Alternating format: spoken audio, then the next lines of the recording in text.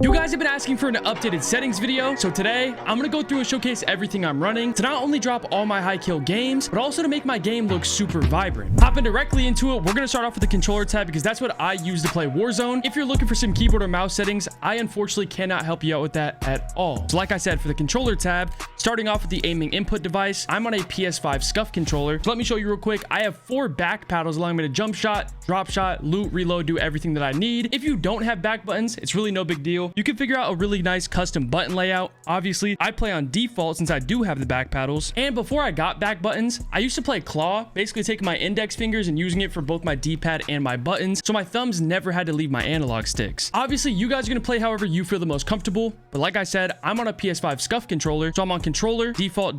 Then for my sensitivity, I have 1.6, 1.6. I always pop it up in these settings videos, the old settings to the new settings, because if you guys don't know, one of the random updates they dropped, it took us off the old scale, which was 1 to 20, and put us on this new scale, which is really like small decimals and everything. Is very strange, but this is the new scale, and I'm pretty sure 1.6, 1.6 is the old 7.7, which I used to run. Then scrolling down, I have off.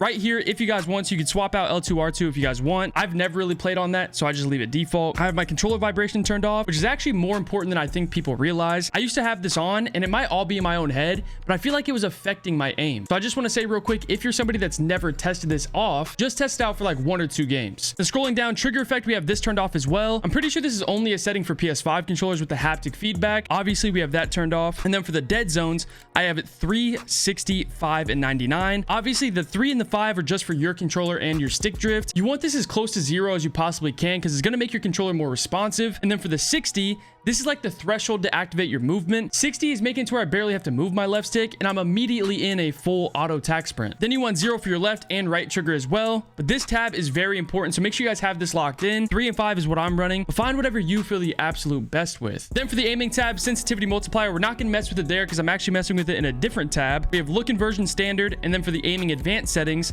again, look inversion all standard. We have our ADS sensitivity transition timing on instant, third person ADS correction type assist, and aim response curve type. You want this on dynamic. It's by far the best setting for it. I know some people like to run linear or even standard, but I promise dynamic is by far the best. Then you want your aim response curve slope scale on 1.0. Now, like I said, for the custom sensitivity per zoom, this is where I mess with that. Obviously, I'm running the 1.6, 1.6, then I slide over here and I do 0.80 for my low zoom, 2 to 3, 4 to 5, and then I do 0.90 for the 6 times to 7 times zoom. Then for the last 2, I run 1.0. Then going through, obviously, target aim assist we have on, ADS aim assist we have on, and then for the motion sensor, I have that off, and I've never messed with that a day in my life. Movement tab, we have the tactical sprint assist turned on, obviously with the sprint assist delay on 0. Like I said, this is the auto tack sprint setting that we used to have in Warzone 1, making it to where the second you push that left stick up, you're immediately in a full sprint animation. Then we have sprint assist sideways and sprint assist backwards, both turned on. We have mantle assist turned off with everything off.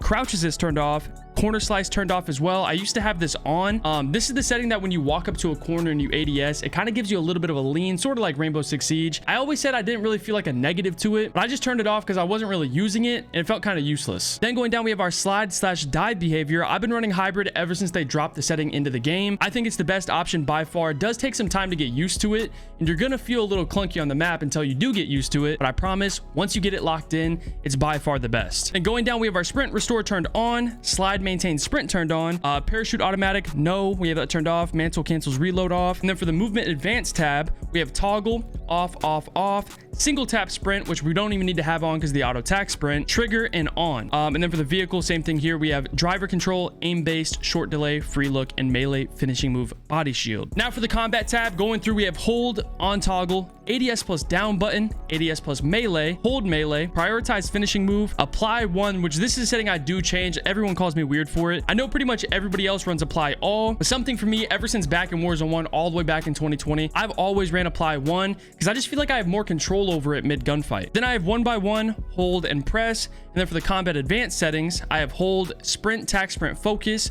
short delay, prioritize interact, very important Warzone setting. Make sure you guys have this turned on. This is going to make it to where you can tap to loot, tap to reload, pretty much tap to do everything. But if you're in a vehicle or doing something else, or if you're around a bunch of loot, you're going to have to hold to reload. Then you have off, independent, off, and on. And then you have overlay, which again, I don't think I've messed with this a day in my life. I have directional, moderate, and default. That's pretty much all my controller settings. Obviously, the most important things being the sensitivity and the dead zones. So make sure you guys go through and test out everything. Use my settings as kind of like a base, and then find where you feel the most comfortable. Let's hop directly into the graphics tab. For the graphics, if you're on PC, you definitely want to be on full screen exclusive. This is going to give you guys the best performance. I know some of you guys are on single PC setup. Obviously, I'm on a dual PC setup, but single PC, I know a lot of you guys do like to run borderless. You are just going to get better performance, at least slightly, with full screen exclusive. Then you have your display monitor. I'm on an Alienware 2721D. It's a 27-inch 1440p monitor with like a 240 hertz refresh rate. Pretty fire. I mean, it's solid. Then my 4090 GPU, like I said, 240 refresh rate, 1440p, and then 2.2 sRGB. This is going to be if you're on a monitor. If you're on a really big TV, you're going to run the 2.4. The same thing is the sensitivity. I say it every single settings video. If you guys play this game even slightly more than casual, try to get yourself on a monitor. It's such a big advantage. And if you're on a really big TV, you're putting yourself at a massive disadvantage. And going down, we have our gamma/brightness. I run it on 50. It doesn't really matter what you run here as long as you feel like your game looks good. And then I have on plus boost for the NVIDIA reflex low latency. I'm pretty sure this is going to be if you're GPU bound, and then you want it on if you're CPU bound.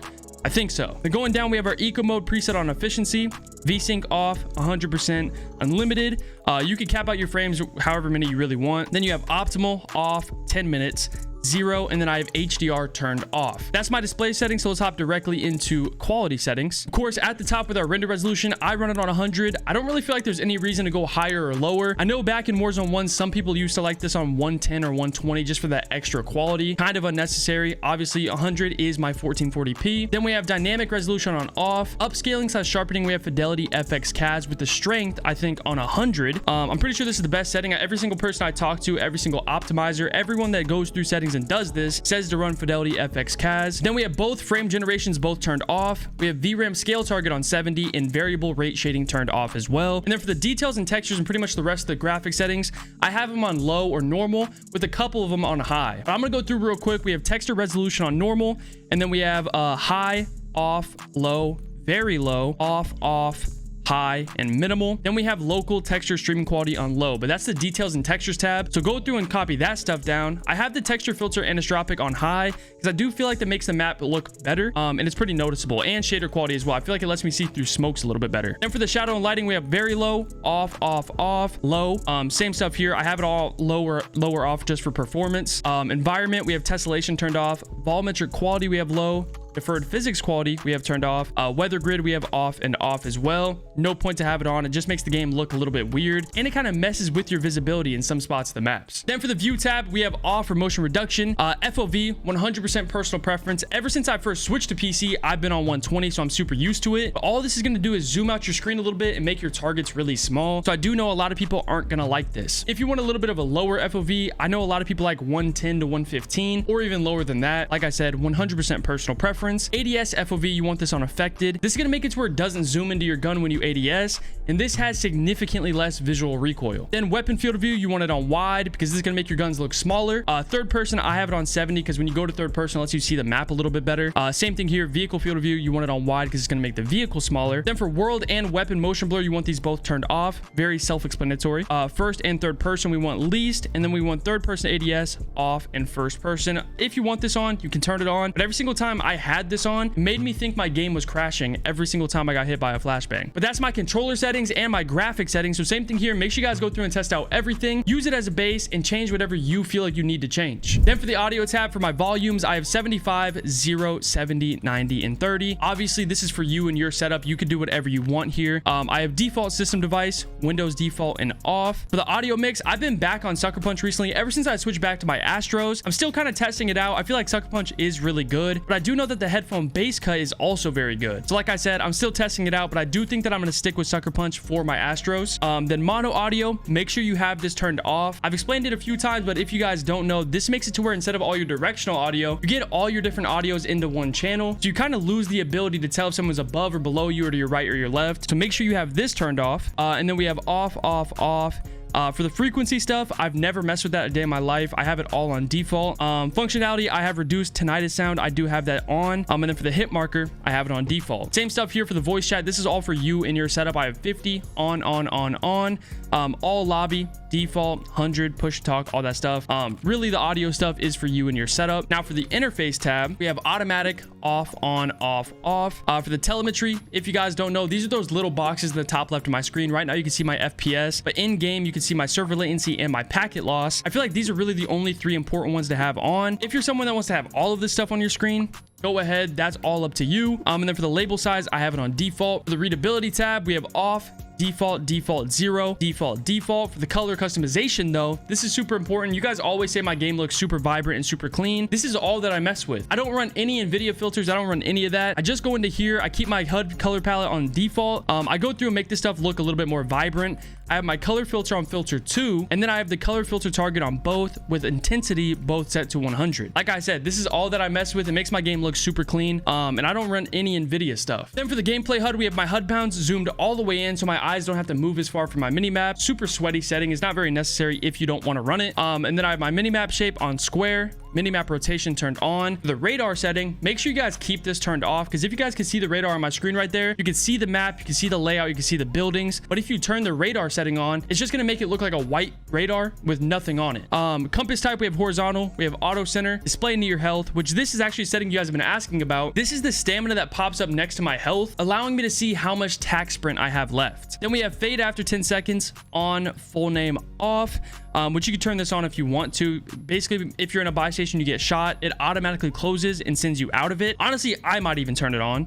Weapon inspect, this gives you your attachments. I have off, default, and then for the crosshair, of course, I do have this turned on. We have on largest, on 100, and then if you guys want to copy my color, I have D8FF00, really vibrant yellow. I feel like it catches my eye and it's actually super clean. And then we have on, and then everything else is default right here. So that's pretty much all my settings. Most of my settings did stay the same from my last settings video, but you guys always want me to go through and update what I'm running. So I feel like there was no better time than with the season 6 update. So like I keep saying over and over, make sure you guys go through and test out everything. Use my settings as kind of like a base level start, and then tweak it to where you feel you're absolute most comfortable. But let me know if this helped you guys out at all. And if it did, make sure you guys hit that sub button. That's it for the video.